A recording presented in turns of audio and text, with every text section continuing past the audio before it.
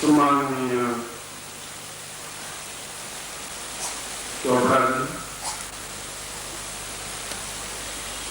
DIG साहब, आगंतुक सज्जन, पत्रकार बंधु,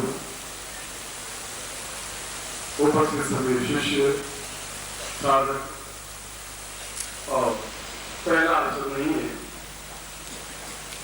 यह पिछले वैदिक काल से हमारी परंपरा में बैठे अपना पद, अपनी मर्यादा,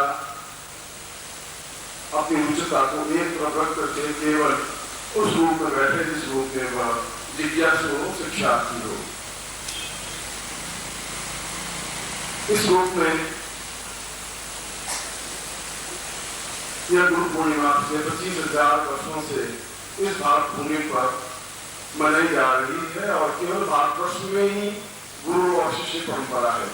संसार के और किसी देशों में अध्यापक, मास्टर या टीचर तो होते हैं जो धनराशि लेकर के अपने लड़कों को पढ़ाते हैं, और जो गुरु शिष्य परंपरा हमारे भारतवर्ष और वैदिक काल में है, ऐसा संसार के और किसी देश में ऐसी परंपरा नहीं।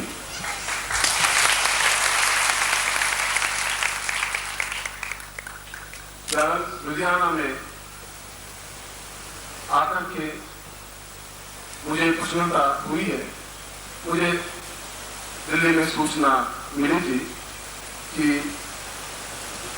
विश्व शांति यज्ञ हो और यहाँ के जो कार्यकर्ता हैं उन्होंने उसके लिए बहुत प्रयत्न किया कि ऐसा महायज्ञ हो जिसके माध्यम से, जिन मंत्रों के माध्यम से देवता, जो कि हमारी वैदिक परंपरा रही है, वे इस धरती पर सुख, शांति, सौभाग्य, धन, धान्य, यश, प्रतिष्ठा पुनः प्रदान करें। पंजाब की धरती से तो मेरा बहुत पुराना संबंध रहा है। जब मैं सन्यासी जीवन प्रारंभ के करीब 19 वर्ष घर बार छोड़ करके पूर्ण संन्यास जीवन व्यतीत किया है और उन 19 वर्षों में घर की तरफ पलट करके भी नहीं देखा था। उस समय भी पंजाब में कई बार मैं घूमा, काश्मीर में भी और भारतवर्ष के समस्त स्थानों पर भी। पंजाब की विशेषता यह है कि आर्यों का उद्भव और उद्गम इसी पंजाब की धरती पर हुआ। सबसे पहले संसार में सभ्यता ने आंख खोली तो पंजाब की धरती पर आर्यों के माध्यम से खुली और उन्होंने ऋग्वेद, यजुर्वेद, सामवेद और अथर्ववेद की रचना इसी धरती पर की। इसी धरती पर याज्ञवल्क्य और उच्च कोटि के ऋषि अत्रि, कणाद, पुलस्त्य उन वैदिक मंत्रों की रचना की जिसके माध्यम से आज भी पूरे संसार में हम गौरवान्वित हैं। जब पंजाब की धरती थी जहाँ आर्यों ने आयुर्वेद का अपना विकास उच्च कोटि पर कर दिया था, क्या पूरा संसार यदि भारत की तरफ ताक रहा है तो वह इस बात को ही सोच रहा है कि यदि शांति कहीं से प्राप्त हो सकेगी तो संभवतः भारत से ही प्राप्त हो सकेगी।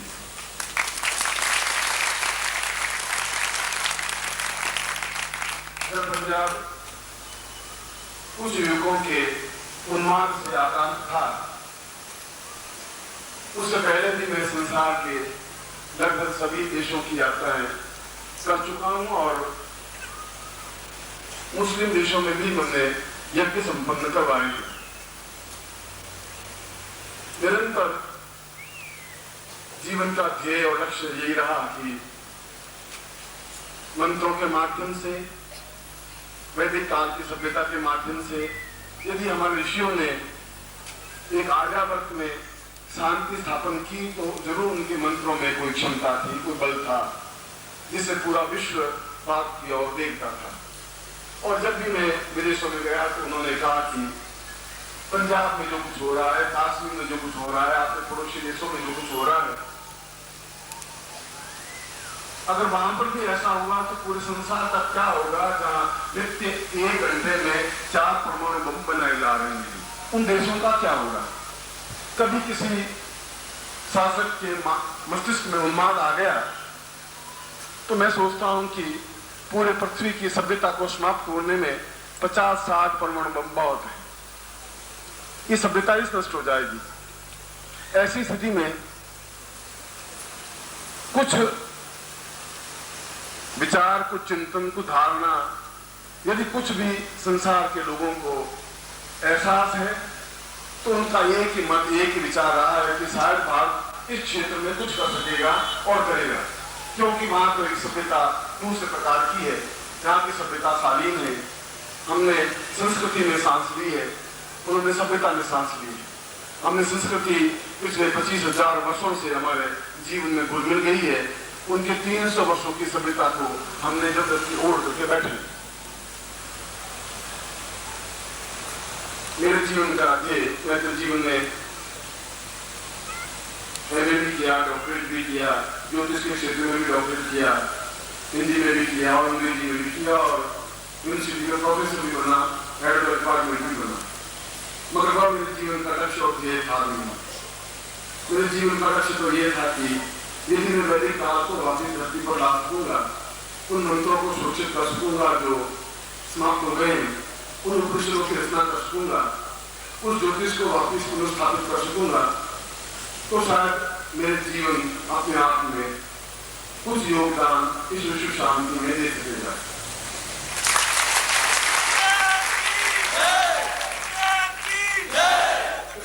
को मनाने में और भारत के कई स्थानों से निमंत्रण प्राप्त हुए थे,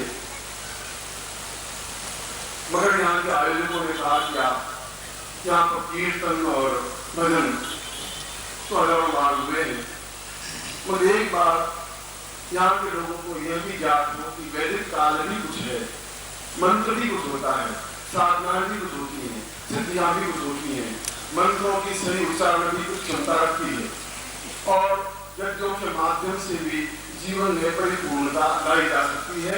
ऐसा भी चिंतन इस देश को प्राप्त होना चाहिए। जब यहाँ के माननीय मुख्यमंत्री जी से संपर्क किया गया तो उन्होंने स्वयं अपने मुंह से कहा कि मैं अवश्य ही इस माह विश्व शांति यज्ञ में भाग लूंगा। तो मेरा मानस बना कि जब लुधियाना की जनता यज्ञ चाहती है, जब यहाँ के अमन चैन को स्थापित करने में अग्रणी श्री वीरेंद्र सिंह जी ने स्वयं कहा है, तो मैं उम्मीद करता था कि उनको यहाँ 5 मिनट के लिए भी आकर के विश्व शांति यज्ञ में आहुति देनी चाहिए थी, मगर कैबिनेट की मीटिंग या राजकीय कार्य तो है और चलेंगे भी,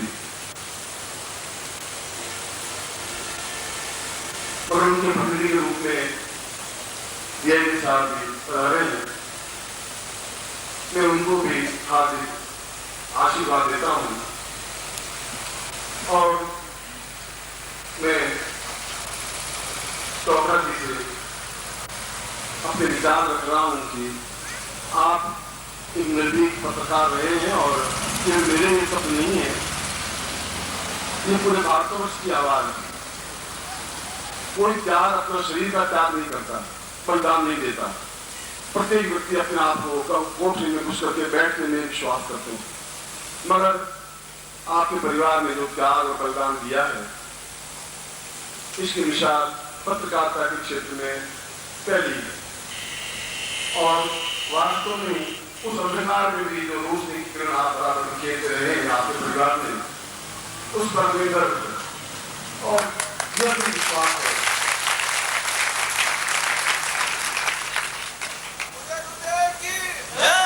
जानता हूं कि क्षण अपने आप में अद्वितीय विभूतियां होती हैं, अवतार भी राम और कृष्ण अपने आप में अद्वितीय अवतार हैं, मगर आपका पत्र यदि वैदिक काल को इस पृथ्वी पर लाने में सहयोगी बनेगा,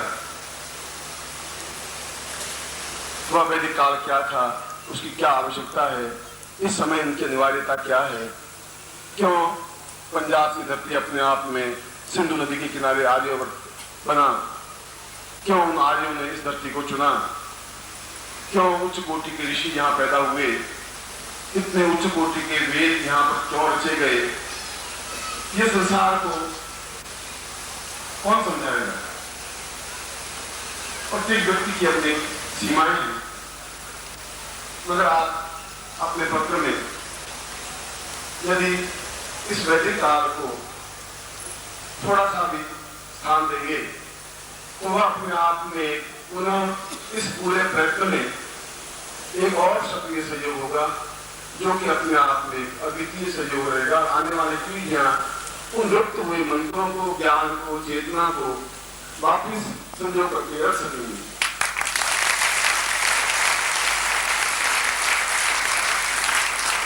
आपके सामने जो ये शिष्य बैठे हैं, ये झुग्गी झोंपड़ी में रहने वाले शिष्य नहीं हैं। इनमें पुलिस में वीआईपी स्तर के लोग भी हैं जो बिल्कुल साधारण वस्त्र पहने हुए बैठे हैं। आर्मी में कैप्टन और मेजर ये स्तर के हैं, जिनकी 20-20 फैक्ट्रियां हैं। ऐसे बिजनेसमैन भी हैं, MBBS और MD किए हुए डॉक्टर भी हैं, विद्वान भी हैं, साधारण नागरिक भी हैं और विदेशों से आए हुए लोग भी, करोड़पति हैं, लखपति हैं और साथ ही साथ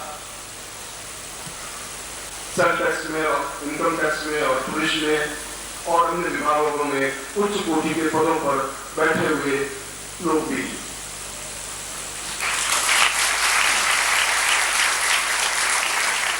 और ये सभी लोग पिछले 20 वर्षों से जुड़े हुए हैं, 25 वर्षों से जुड़े हुए हैं।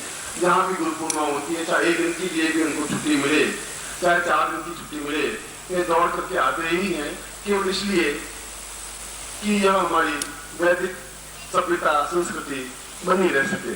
वे मंत्र सीखते हैं। और चोपड़ा जी, मैं आपके सामने स्पष्ट करूं कि अच्छे पंडितों से भी ज्यादा अच्छी तरीके से ये वेद मंत्र उच्चारण कर सकते हैं।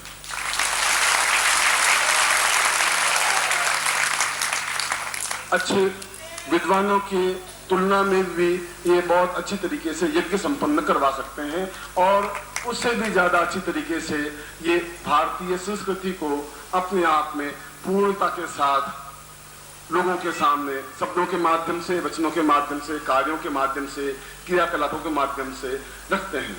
क्योंकि इन्होंने अपने जीवन में इस बात को एहसास किया है कि सुनने की अपेक्षा कथा श्रवण अपने आप में बहुत महत्वपूर्ण है। मैं इस बात को स्वीकार करता हूँ। भजन अपने आप में महत्वपूर्ण है, इस बात को भी स्वीकार करता हूँ। कीर्तन अपने आप में भी बहुत महत्वपूर्ण है, मगर ये सब संत युग की देन है, जहाँ कबीर, सूर, तुलसी, मीरा, रैदास, नानक देव, विभूतियां हमारे देश में पैदा हुई। मगर यह वैदिक सभ्यता तो आज से 25,000 वर्ष पहले की है, जब संसार समझ ही नहीं रहा था कि विश्व में सभ्यता क्या चीज होती है, संस्कृति क्या चीज होती है। एक जंगली लोग थे, उसमें भी इन्होंने वेद जैसी रचना करके दिखा दिया था कि आर्य अपने आप में कितने उच्च कोटि के विद्वान थे।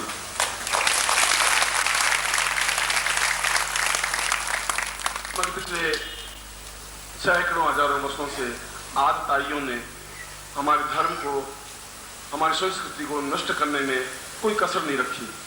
मुसलमानों ने सैकड़ों धर्म ग्रंथ और सांस्कृतिक ग्रंथ, वेदों को और उपनिषदों को जला दिया। जिन पंडितों को ज्ञान था, उनकी जीभें काट दी गई, उनके हाथ पांव तोड़ दिए गए और यह सनातन धर्म लचीला बना रहा, सहन करता रहा और अपनी विद्या को मौखिक परंपरा से जीवित बनाए रखा। आज उच्च कोटि के योगी हिमालय के में विद्यमान है। मैं सन्यासी जीवन में हिमालय को, शायद भारत सरकार ने जितना हिमालय को जांचा, परखा, देखा और नक्शा बनाया, उससे ज्यादा मैं हिमालय से परिचित हूँ।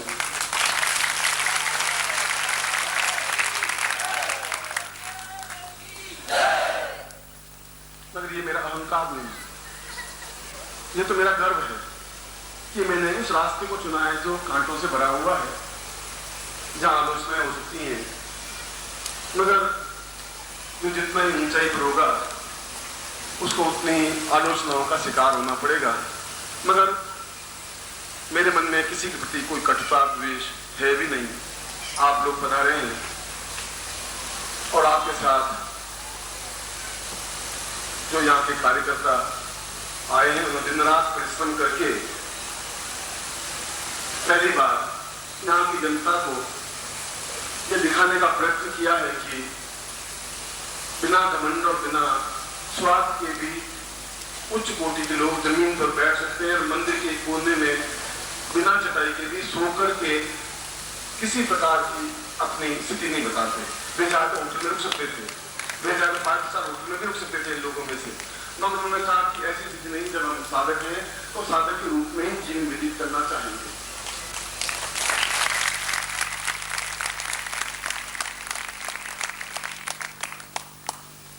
ज्योतिष के क्षेत्र में और मंत्र के क्षेत्र में, आयुर्वेद के क्षेत्र में और ओकल्ट साइंस के क्षेत्र में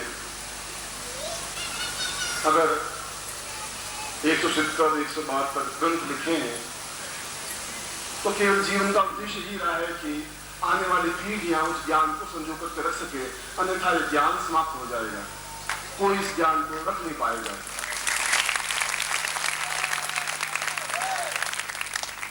मैं एक बार फिर पंजाब के लोगों की सराहना करता हूं कि उन्होंने किन तकलीफों को सीने पर झेला। मैं यहाँ पर उपस्थित सरदार बीएन सिंह जी का आभारी हूं कि उन्होंने अपने विशेष व्यक्तित्व को यहाँ भेज करके यह बताया कि व्यस्त हो सकते हैं मगर उन्होंने जो कुछ कहा था भूले नहीं है। उनके प्रति भी हम सब आभारी हैं।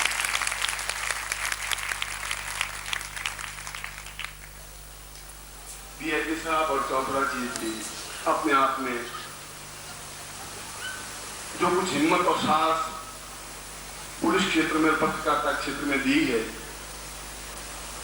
वो अपने आप में अतुलनीय है। उनके नाम हम ही नहीं, पूरा भारतवर्ष, चाहे मिस्टर के.पी.एस. गिल हो, चाहे बीएन सिंह जी हो, चाहे डीएजी साहब हो, चाहे चोपड़ा जी हो और चाहे दूसरे प्रमुख व्यक्तित्व हो, हम सब गर्व के साथ उनके नामों को इसलिए स्मरण करते हैं कि उन्होंने अपने जान की चिंता नहीं करते हुए यहाँ पर शांति, अमन, भाईचारा, भ्रातृत्व स्थापित करने में प्रयत्न किया है और उसमें सफलता अर्जित की है। जो काम आपका पत्रकारिता में और पुलिस में है, वही कार्य मेरा व्यक्तियों के माध्यम से है, मंत्रों के माध्यम से है।